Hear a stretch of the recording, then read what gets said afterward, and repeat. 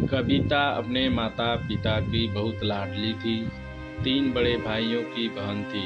कोई भी चीज़ माँगने पर उसी वक़्त सामने हाज़िर हो जाती। पूरे घर में रौब था उसका। पूरे परिवार और नौकरों पर राजकुमारी की तरह हुक्म चलाती थी कविता। स्कूल में भी पूरा रौब था उसका। बड़े घर की लाडली जो थी वह। ऐसे ही उसने कॉलेज में दाखिला लिया। उसके ठाट-बाट, बड़ी गाड़ी में आना-जाना, हर दिन नया फैशन देखकर हर कोई उससे दोस्ती करना चाहता था।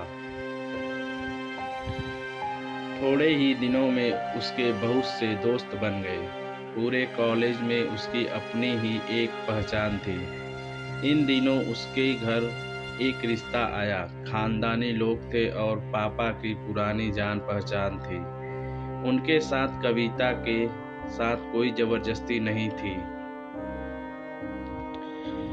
पर कविता ने फिर भी हाँ कर दी, क्योंकि वह अपने परिवार से बहुत प्यार करती थी। वह जानती थी कि वह लोग उसका अच्छा ही सोचेंगे। लड़के का नाम राज था। राज काफ़ी पढ़ा-लिखा और समझदार लड़का था। ससुराल वाले भी बहुत अच्छे थे। ससुराल में कविता की जगह वैसी ही थी जैसी कि मायके में। कोई भी कार्य कविता की सलाह के बिना नहीं होता था। सबकी लाडली बहू बन गई थी वह। फिर उसके घर एक बेटे का जन्म हुआ। राहुल कविता को जान से प्यारा था। पोता पाकर ससुराल वाले तो फूले नहीं समाते थे। कविता कभी-कभी सोचती कि उसकी किस्मत कितनी अच्छी है। उसका हर अपना उसे कितना प्यार करता है, चाहे जीवन में कैसा भी समय आए। मेरे अपने हमेशा मेरे साथ है। मैं कभी अकेली नहीं हो सकती। कितनी खुशकिस्मत हूँ मैं। पर शायद कविता की खुशियों को उसकी अपनी ही नज़र लग गई थी। एक दिन वह मायके जाने की जिद कर बैठी। राज को बहुत काम था, लेकिन वह फिर भी उसे ले गया। रास्ते में उनकी गाड़ी अन्य गाड़ी से टकरा गई। कविता, राज और राहुल बहुत बुरी तरह से जख्मी हो गए। काफ़ी दिनों के इलाज के बाद राज और राहुल तो ठीक हो गए, लेकिन कविता पूरी तरह ठीक ना हो सकी। सर पर चोट लगने के कारण वह अपनी आंखों की रोशनी खो बैठी। अब कविता की किस्मत जैसे उल्टे पांव चलने लगी। मायके वाले कुछ दिनों तक उसे मिलने आते रहे। फिर कभी कभार फोन ही करके पूछ लेते कि अब वह कैसी हो। धीरे धीरे ये सिलसिला भी कम हो गया। ससुराल वालों की सहानुभूति भी कम होने लगी। घर में किसी को पास बैठने के लिए कहती तो जवाब मिलता, बहुत काम है, अब तुम भी हाथ नहीं बटा सकती। राज भी चिड़चिड़ा हो गया था। बस राहुल ही था उसके साथ, जिसके साथ हंसते खेलते उसका वक्त गुजरता। एक दिन कविता के हाथ से कुछ सामान गिर गया, जिसकी वजह से राहुल को हल्की सी चोट लग गई। कविता के सास ससुर ने राहुल को उससे अलग कर दिया कि कहीं उसके न देखने की वजह से बच्चे का कोई नुकसान न हो जाए। कविता अंदर से टूट चुकी थी। एक दिन उसने सबके सामने मायके जाने की इच्छा रखी, तो राज उसे तुरंत मायके छोड़ आया, जैसे कि वह भी यही चाहता था। लेकिन राहुल को उसके साथ नहीं भेजा गया। कविता कभी राहुल से दूर नहीं रही थी, पर अपनी कमी के कारण उसने ज़्यादा बहस नहीं की।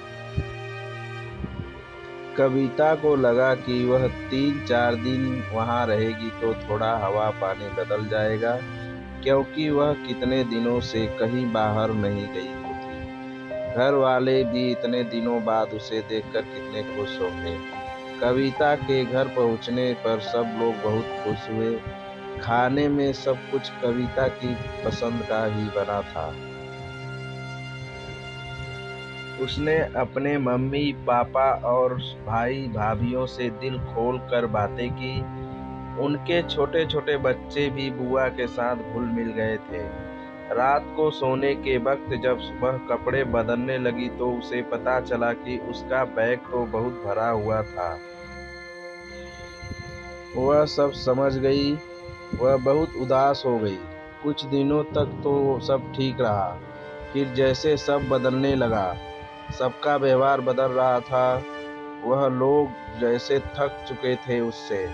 सब लोग घुमा फिरा कर पूछने लगे कि राज कब आ रहा है उसे ले जाने। वह बहाना बना देती, जबकि वह जानती थी कि उस घर में अब उसके लिए कोई जगह नहीं।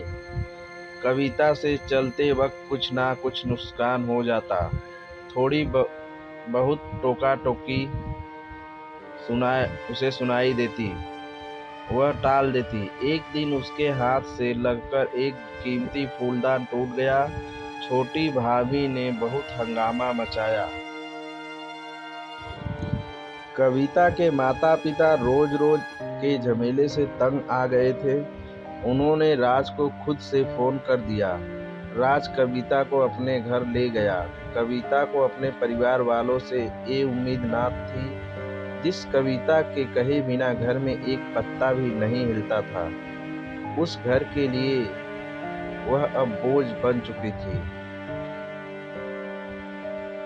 राज के साथ ससुराल आते वक्त वह बहुत खुश थी, क्योंकि वह अपने घर जा रही थी, अपने जिगर के टुकड़े राहुल के पास। परंतु यह खुशी भी कुछ पल की ही थी। सारा बंदोबस्त पहले ही किया हुआ था। कविता को सीधे ऊपर वाले कमरे में पहुंचा दिया गया। राहुल से दूर रहने की सख्त चेतावनी दी गई।